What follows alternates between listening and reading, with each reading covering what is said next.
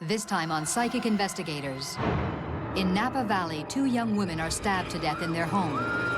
Large amounts of blood, just horrendous. A third roommate survives.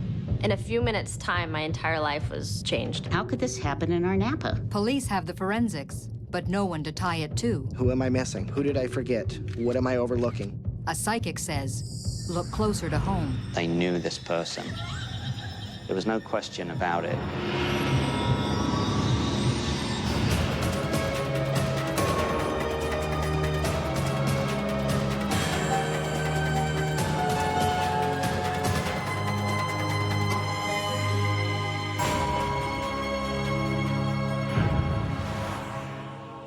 Napa Valley, the heart of California's idyllic wine country.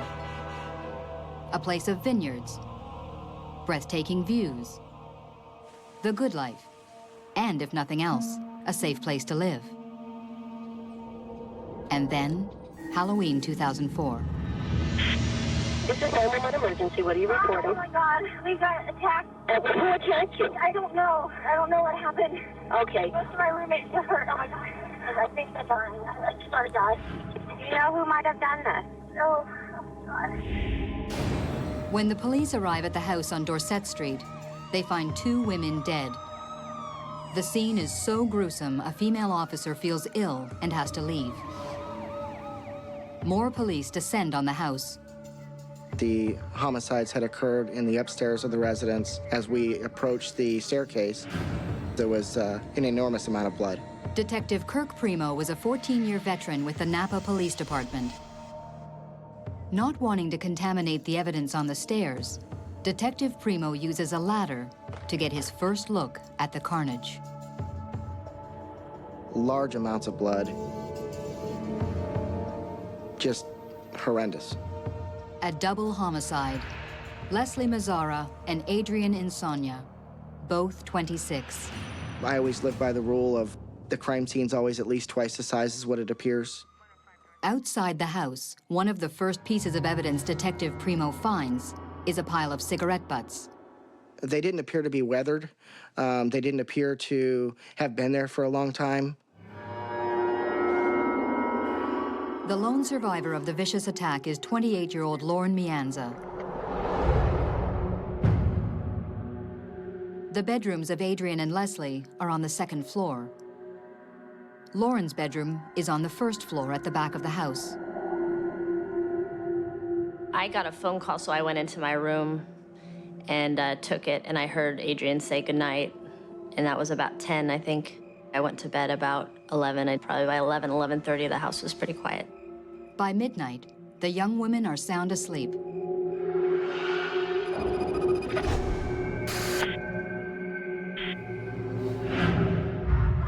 I had never heard anything like it. I knew right away that it was something awful. And then I went to my door and stood kind of in the doorway under the stairs. I heard a male flying down the stairs. I figured I was next, not knowing what to do. I ran into the backyard. I have never, ever felt that terrified, like I was in a horror movie. I thought I was going to die. It was quiet except for screaming. I heard him kind of leave the house. Adrienne, which I knew was her voice, she had stopped screaming, but she was calling out for help.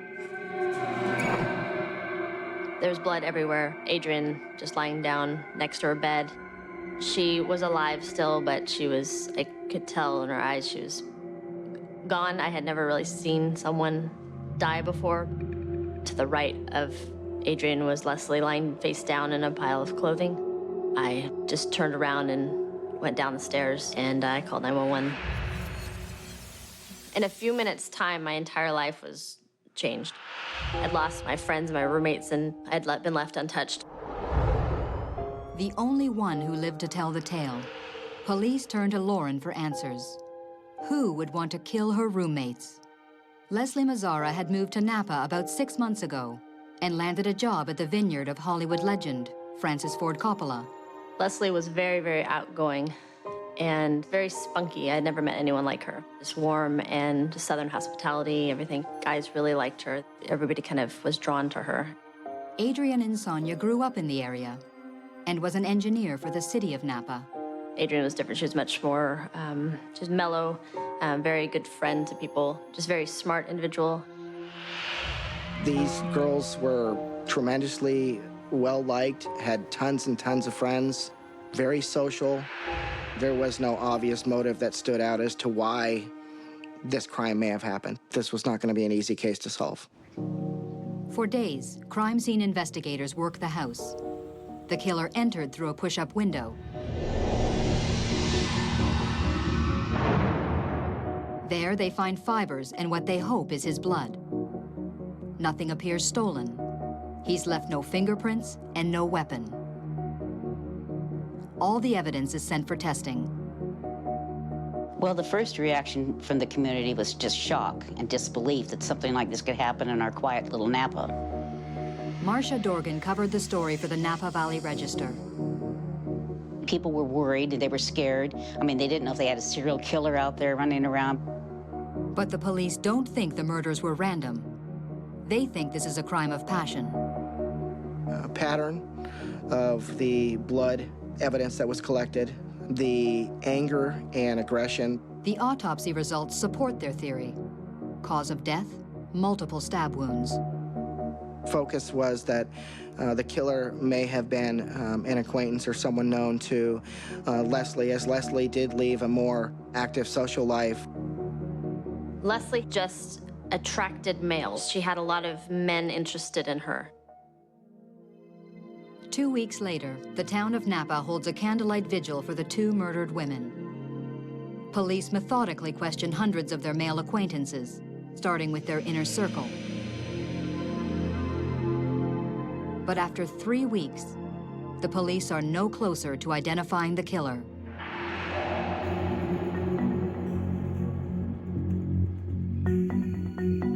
Daylight savings had started, so our days were very short, unfortunately.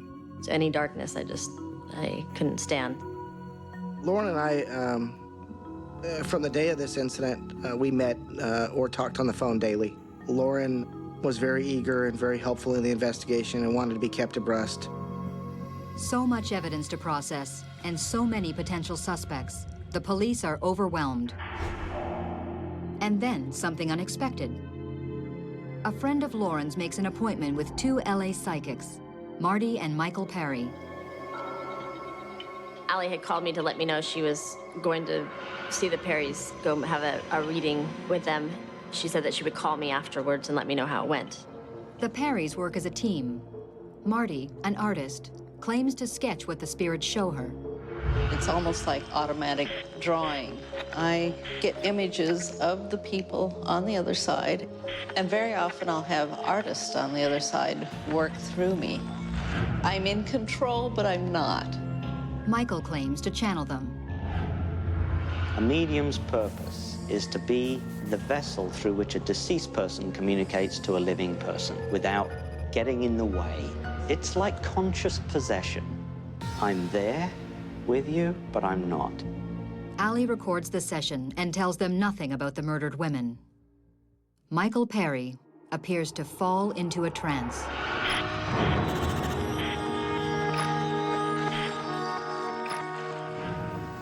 I have two people here.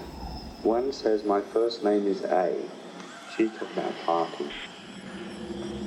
They said their life was taken.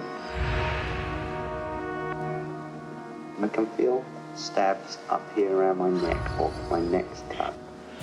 Murder. They're saying murder.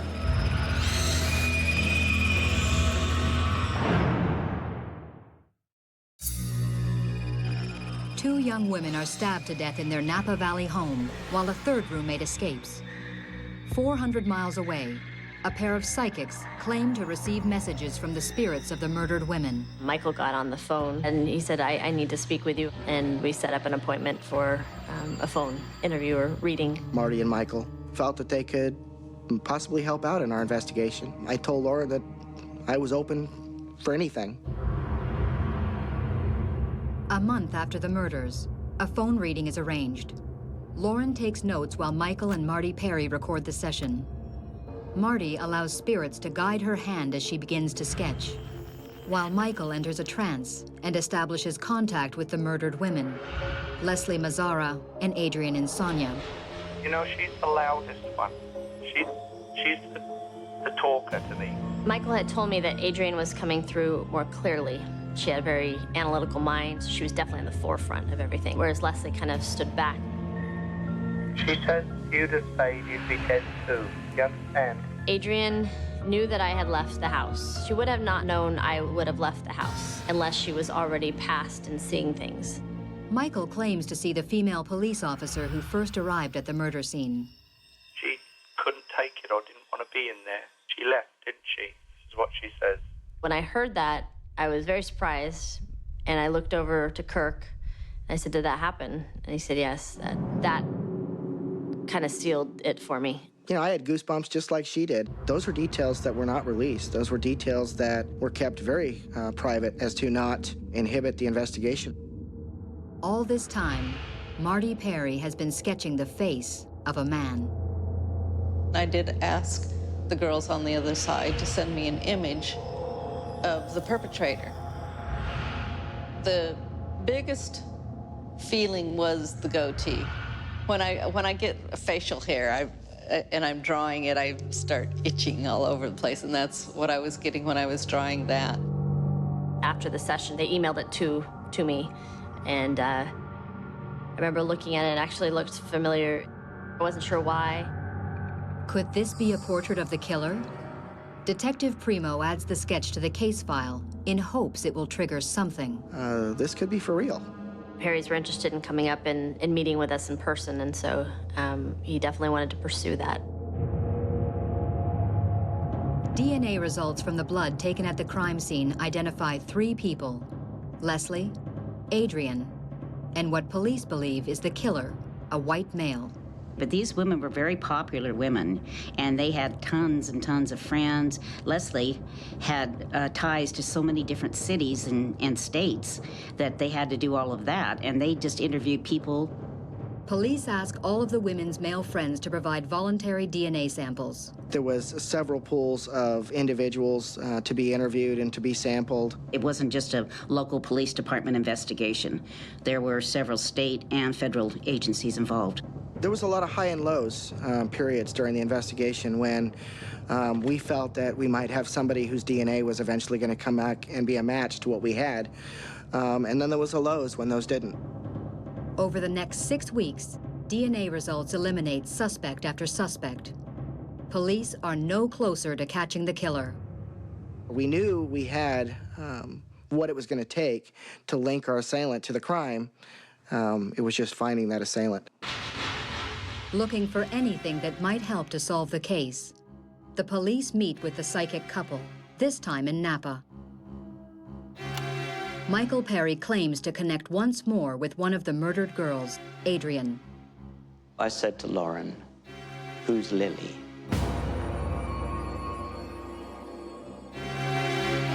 Lauren can only think of Lily Prudhomme, Adrienne's best friend. They worked together very closely, so they knew each other well from that. Adrienne, when I met her, lived across the street from Lily. The two were so close that Lily had postponed her wedding so that she and Adrienne could travel together. But what could Lily have to do with the murders?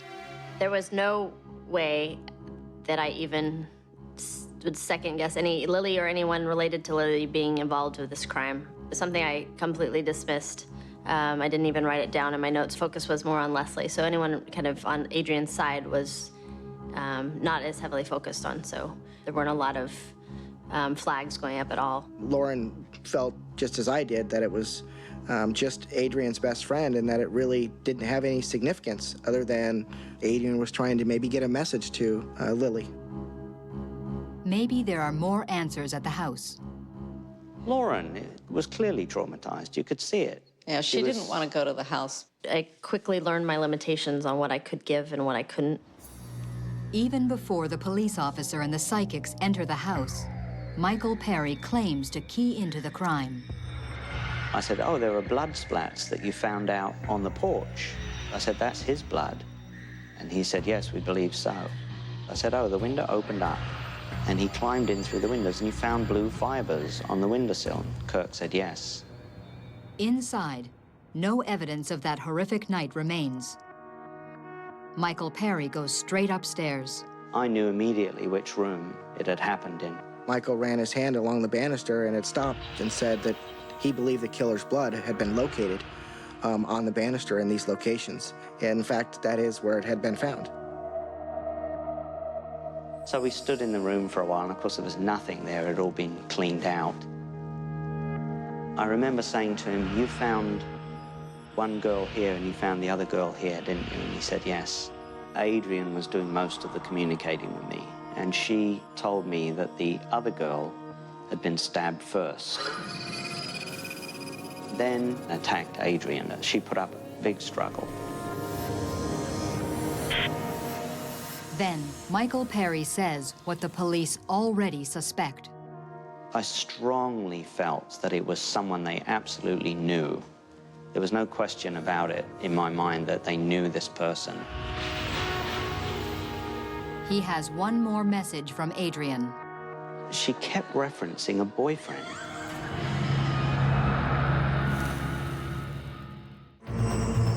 Months after the stabbing deaths of 2 young roommates in Napa, a pair of psychics give police a name they claim comes from the dead women themselves. The name, Lily. Adrienne's best friend, Lily, who was engaged at the time to a gentleman by the name of Eric Coppel, had come over and done some work on the dryer at the residence. Eric Coppel's name had not surfaced. An interview actually had been done with Lily, his fiance, who was a co-worker of Adrienne's. The police have interviewed over 1,000 men, but not the 26-year-old land surveyor, Eric Coppel. I added him to my checklist. He was the 11th item on the checklist to make contact with him, to do an interview, and obtain a voluntary DNA sample.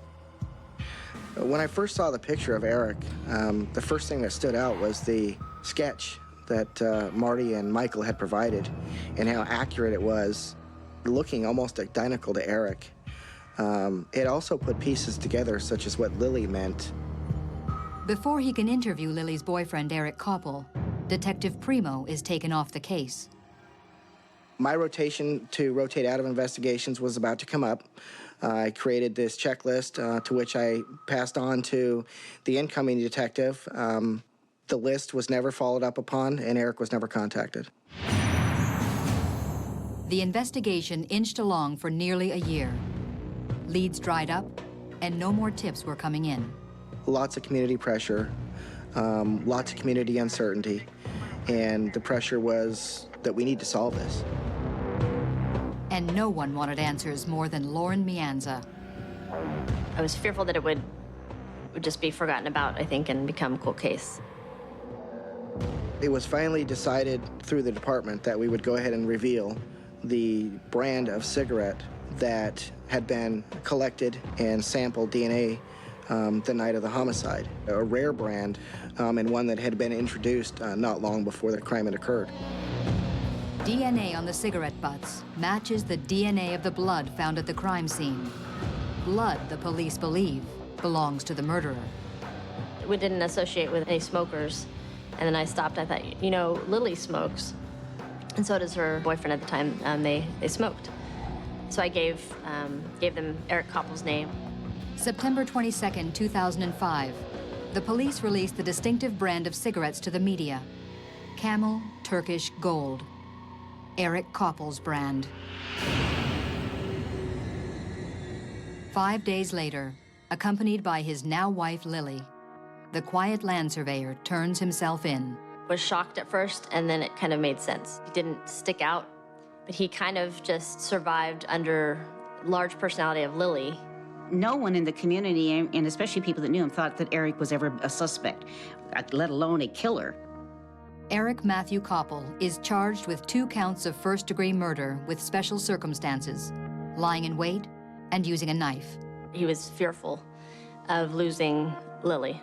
He was fearful that Adrienne was convincing Lily to leave him. And their wedding had been called off, and he blamed Adrienne. Adrienne and Lily had planned a trip to Australia together, and so he was just deathfully afraid of losing her. So his answer was, kill the one that's in the in the way of my happiness with Lily, kill the problem. On Halloween night 2004, Eric Coppel admits he drank heavily at a party, during which he quarreled with Lily. A few hours later, armed with a knife, he entered the house on Dorset Street through an unlocked window. He creeps upstairs, and at this point, the sequence of the attack is only known to Eric. But in the end, Adrienne and Leslie lay dying in Adrienne's room after being repeatedly stabbed. Adrienne was the intended target. It seems Leslie Mazzara may have died trying to help her friend. Still today, I can speculate on why he didn't touch me or, he avoided my room. I'm not sure. It'll always be a question, so. January 2007. More than 2 years after the murders, the quiet land surveyor faces the court. Do you plead guilty or not guilty? Guilty, Your Honor. His wife, Lily, who the Perrys had named as key to the case, was there at his sentencing. Eric, there is nothing in this world that you could do to make me love you less. I am a broken man. Oh, that sucks. A man splintered by penetrating awareness of my own potential for wickedness. And it is ordered Eric Matthew Coppel is to serve a life sentence without possibility of parole.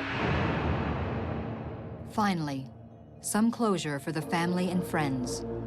I was just so thankful that there had been a resolution to everything. After having gone through this and having the experience of working with mediums, don't overlook.